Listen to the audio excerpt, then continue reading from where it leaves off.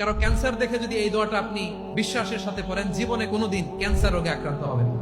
দুর্ঘটনা দেখে যদি পড়েন, ওই দুর্ঘটনা আপনাকে স্পর্শ করবে না। যে কোনো কারো বিপদ দেখে যদি কোনো বিশ্বাসী বান্দা এই দোয়া পড়ে, বিশ্বনবী বলেন লাম ইউসিবহু যালিকাল বালা, ওই বিপদ তাকে আর ধরবে না। উফিয়া মিনহু মিন যালিকাল বালা কাইনাম মা কান, সে যতদিন হায়াত পাবে কোনোদিন ওই বিপদ তাকে স্পর্শ করবে না।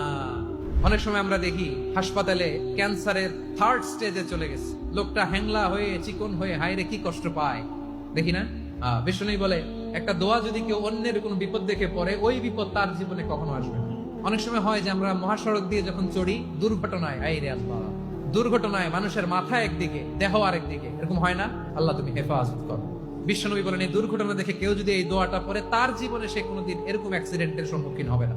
শুনবেন, বিশ্বনবী বলেন অন্যের বিপদ দেখে কেউ যদি পড়ে আলহামদুলিল্লাহিল্লাযী আফানি মিম্মা বতালাকা বিহি ওয়া ফাদ্দালানি আলা কাসীরিন মিম্মান খালাকা তাফদীলা, মানে প্রশংসা সে আল্লাহর, যে আল্লাহ তাআলা তোমাকে যেই জিনিস দিয়ে পরীক্ষা করেছে আমাকে ওইটা থেকে বাঁচিয়ে দিয়েছে।